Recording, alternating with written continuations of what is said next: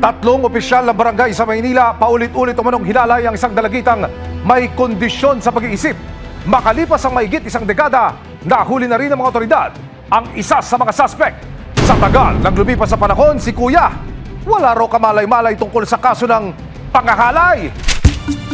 Base sa investigasyon ng Criminal Investigation and Detection Group o CIDG Camanaba, nasangkot ang mga dating opisyal ng barangay na sina Arnold Mabini, Ronaldo de Guzman at Eduardo Castillo sa kasong 7 counts of rape.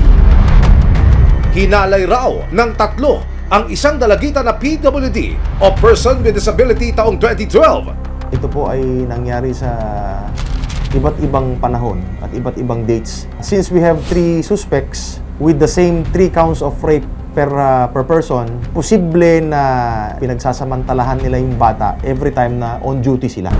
Pero matapos daw ang insidente, isa-isang naglaho sina Arnold, Eduardo at Ronaldo at umalis sa kanilang barangay sa Maynila.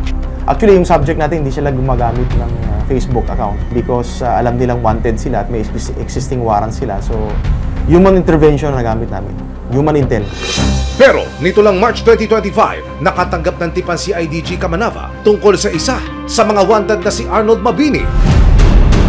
Mula sa Maynila, napadpad daw sa isang liblib na lugar sa Cavite ang suspect. Directly na may nakapagturo sa tropa natin na dun sa specific location. Sinubukan lang namin through assets natin in the area of Cavite kung pwedeng mahanap itong tao kasi alam namin na one of the suspect, Mr. Arnold Mabini, is hiding somewhere in Amadeo, Cavite. Nang makumpirma ng mga operatiba ang pinagtataguan ni Arnold, March 27, 2025, kasama ang resibo, nagpunta ang CIDG Camanaba sa Amadeo, Cavite. Sa kaliwa yung yung pagtatrabaho ng target ha. Diretso lang. Yan na yun ha. Yung target yung nagtatrabaho.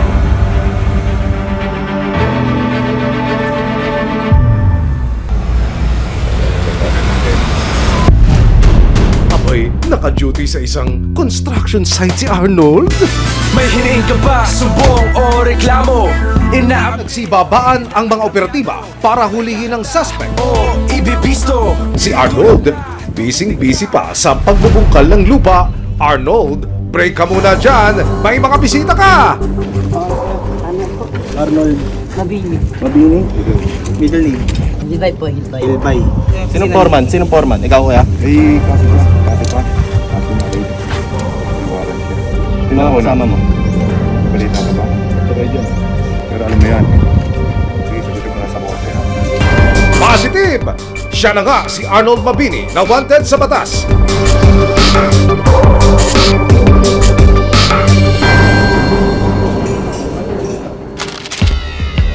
Sa panayam ng resibo sa suspect, ang say ni Arnold na damay lang daw siya sa kaso. Wala naman akong kasalanan, at dinadamay niyo pa ako. Bait akong tao, wala akong inaabuso. Wala naman akong ginagawa sa sa batang yun. Dinadamay niya lang ako. Depensa pa niya sa mahigit isang dekadang lumipas, wala raw siyang kamalay-malay na matagal na siyang wanted.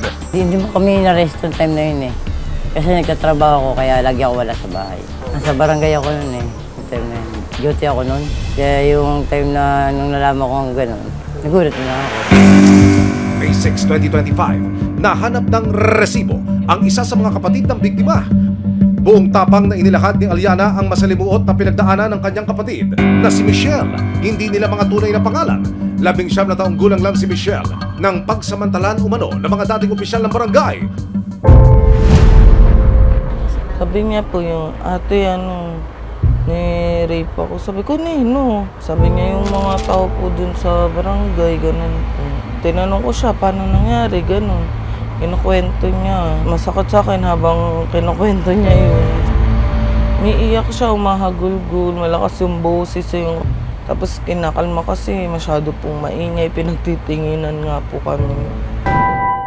Taong 2012 nang maging runner o utusan si Michelle ng mga tauhan ng barangay. Lagi din po doon nakikikain kasi nga nga po yung buhay namin noon. Kumbaga piling tanod siya doon, ronda-ronda, nakikikain siya sa barangay. Pinapabayaan po siya ni chairman noon. Panatag po ako na nandoon siya. Buong akala ng pamilya ligtas si Michelle dahil mga tauhan ng barangay ang nag-aalaga sa kanyang kapatid na may kondisyon sa pag-iisip. Yung mga tao na yun, yung parang lagi pa akong binabati nung para makagaan ako sa loob. Pero ayun pala, may masama na silang ginawa. Learning with disability po kasi siya talagang yung haba ng pasensya yung kailangan sa kanya kasi nakakausap siya ng pero may mga pagkakataon na nagwawala siya, gano'n. Ang itinuturo daw ni Michelle na nanghalay sa kanya, 2 barangay tanod at 1 kagawad. Kagawad po yata, tsaka tanod. Siyempre parang, bakit mo nagawa, di ba? Sa barangay ka pa man din. Di ba, parang takbuhan kayo eh. Sumbungan. Tapos parang siya pa yung gagawa ng gano'n.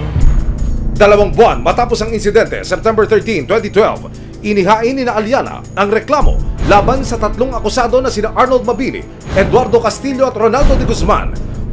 Makalipas ang 2 taon, July 28, 2015, ibinaba ng korte ang warrant of arrest laban sa 3 suspect.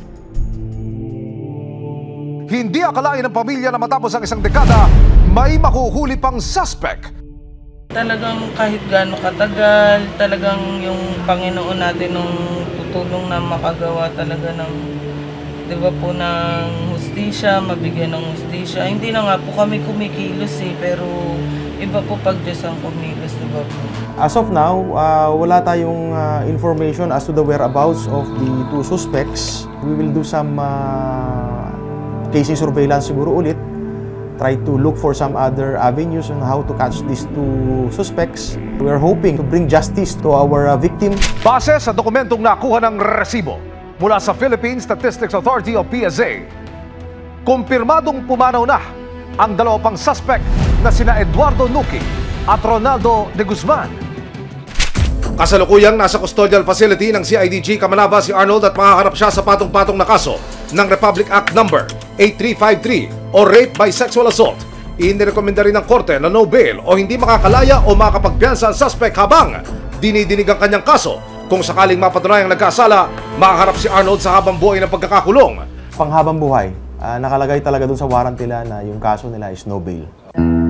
Matagal man ang itinakbo ng panahon, mas makahihingan na raw ng maluwag ang pamilya ni na Michelle ngayong 1 hakbang na sila papalapit sa inaasam na hustisya. Siguro naman po, pinagsisihan niya na po yung, di ba po, pagsisihan mo yun na yung nagawa mo sa kapatid ko.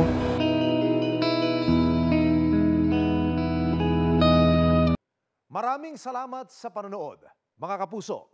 Para masundan ang mga reklamong nasolusyonan ng resibo, mag-subscribe lamang sa GMA Public Affairs YouTube channel